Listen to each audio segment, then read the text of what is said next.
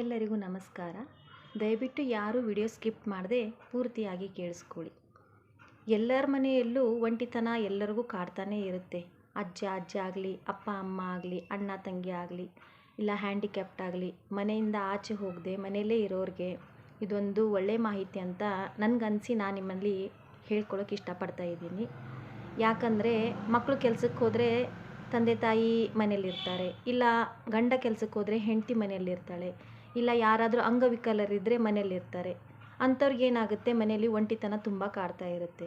ಆವಾಗ ಅವರಿಗೆ ಯಾರಿಗೂ ಹೇಳ್ಕೊಳೋಕ್ಕಾಗಲ್ಲ, ಏನೂ ಮಾಡೋಕ್ಕಾಗಲ್ಲ, ಬೇಜಾರಲ್ಲಿರ್ತಾರೆ. ಹೇಳಿದ್ರೆ ಎಲ್ಲರೂ ಏನು ಅದೇ ಹೇಳ್ತೀಯ, ಅದೇ ಮಾಡ್ತೀಯ ಅಂತ ಮಾತಾಡ್ತಾರೆ. ಆವಾಗ ಅವ್ರ ಮನಸ್ಸಿಗೆ ಬೇಜಾರಾಗಿ ಮನಸ್ಸಿನ ಮಾತು ಯಾರ ಹತ್ರ ಹೇಳ್ಕೋಬೇಕು. ಆದರೂ ಒಂದು ನಿಜ ಏನು ಹೇಳಬೇಕಂದ್ರೆ, ಮನಸ್ಸಿನ ಮಾತು ಯಾರಿಗೂ ಹೇಳ್ಕೊಂಡ್ರೂ ಯಾರ ಸಮಸ್ಯೆನೂ ಬಗೆಹರಿಸೋಕ್ಕಾಗಲ್ಲ. ಸೊ ನನಗೆ ಆ ಥರ ಒಂಟಿ ಕಾಡ್ತಾ ಇರುವಾಗ ನನ್ನೊಬ್ಬ ಸಹೋದರಿಯ ಸಲಹೆಯಿಂದ ನನಗೆ ಅಧ್ಯಾಪನ ಎಂಬ ಒಂದು ಗ್ರೂಪು ದೊರಕಿತು. ಅವರಿಗೆ ಎಷ್ಟು ಚಿರಋಣಿ ಹೇಳಿದ್ರೂ ಕಡಿಮೆನೇ. ನಾನು ಒಂದು ಅಧ್ಯಾಪನ ಎಂಬ ಗ್ರೂಪಿಗೆ ಸೇರಿಕೊಂಡೆ. ಎಲ್ರಿಗೂ ಈಗಿನ ಕಾಲದಲ್ಲಿ ದುಡ್ಡಿಲ್ಲದೆ ಯಾರೂ ಏನೂ ಮಾಡಲ್ಲ. ಹಾಗಾದರೆ ಈ ಅಧ್ಯಾಪನದಲ್ಲಿ ಏನಿದೆ, ಆ ವಿಷಯ ನಿಮ್ಮಲ್ಲಿ ಶೇರ್ ಮಾಡ್ಕೋಬೇಕಂತ ನಾನು ಅನ್ಕೋತಾ ಇದ್ದೀನಿ. ಮೊದಲನೇದಾಗಿ ಇಲ್ಲಿ ಯಾವ ಒಂದು ದುಡ್ಡು ಯಾರೂ ಕಟ್ಟಬೇಕಾಗಿಲ್ಲ. ಎಲ್ಲರೂ ಮೊಬೈಲಲ್ಲಿ ರೀಚಾರ್ಜ್ ಮಾಡಿಸಿರ್ತೀರಾ, ಅದು ಇದು ಅಂತ ಏನೇನೋ ನೋಡ್ತಿರ್ತೀರಾ, ರೀಲ್ಸ್ ನೋಡ್ತೀರಾ, ಏನೋ ನೋಡ್ತೀರಾ, ಮತ್ತೊಂದು ನೋಡ್ತೀರಾ, ಅಡುಗೆ ನೋಡ್ತೀರಾ. ಅಡುಗೆ ನೋಡಿದ್ರೆ ಮನೆಗೆ ಹೆಲ್ಪ್ ಆಗುತ್ತೆ, ಬಟ್ ರೀಲ್ಸ್ ನೋಡಿ ಅವ್ರದ್ದು ಇವ್ರದ್ದು ವಿಷಯ ನೋಡಿ ನಮಗೇನು ಸಿಗುತ್ತೆ. ಅದೇ ಸಮಯನ ನಾವು ಇಲ್ಲಿ ನಮಗೆ ಅಧ್ಯಾಪನದಲ್ಲಿ ತುಂಬ ವಿಷಯಗಳನ್ನು ಫ್ರೀಯಾಗಿ ಹೇಳ್ಕೊಡ್ತಾರೆ. ಆದರೆ ನಮ್ಮ ದಿನದ 1 ಗಂಟೆನ ನಾವು ಅದಕ್ಕೆ ಮೀಸಲಾಗಿ ಇಡಬೇಕು. ಭಗವದ್ಗೀತೆ ಕಲಿಬೋದು, ವಿಷ್ಣು ಸಹಸ್ರನಾಮ ಕಲಿಬೋದು, ಲಲಿತಾ ಸಹಸ್ರನಾಮ, ನಾರಾಯಣಿ ಸ್ತೋತ್ರಂ, ಈ ಥರ ತುಂಬ ಬೆಳಗ್ಗೆ 6 ಗಂಟೆಯಿಂದ ಸ್ಟಾರ್ಟ್ ಆದ ವರ್ಗಗಳು ರಾತ್ರಿ 10 ಗಂಟೆವರೆಗೂ ನಡೆಯುತ್ತೆ ಸತತವಾಗಿ. ಆ ಸಮಯದಲ್ಲಿ ನಮಗೆ ಕಲಿಯಬೇಕಾಗಿರೋ ವಿಷಯವು ಯಾವ ಸಮಯಕ್ಕಿರುತ್ತೆ ಅದನ್ನು ನಾವು ಸೇರಿಕೊಂಡು ಕಲಿಯಬಹುದು.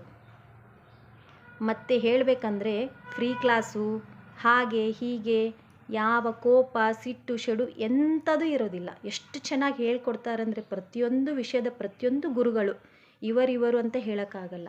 ಎಲ್ಲ ಗುರುಗಳು ತುಂಬ ಚೆನ್ನಾಗಿ ಸಮಾಧಾನದಿಂದ ಅರ್ಥಪೂರ್ಣವಾಗಿ ವಿಷಯಗಳನ್ನು ಹೇಳ್ಕೊಡ್ತಾರೆ. ಮತ್ತು ನಾವು ಬುಕ್ ತೊಗೋಬೇಕನ್ನೋ ಅವಶ್ಯಕತೆಯೂ ಇರೋಂಗಿಲ್ಲ. ನಮ್ಮ ಹತ್ರ ಬುಕ್ ಇಲ್ಲ ಅಂದರೆ ಅವ್ರು PDF ಕೂಡ ಕಳಿಸ್ತಾರೆ.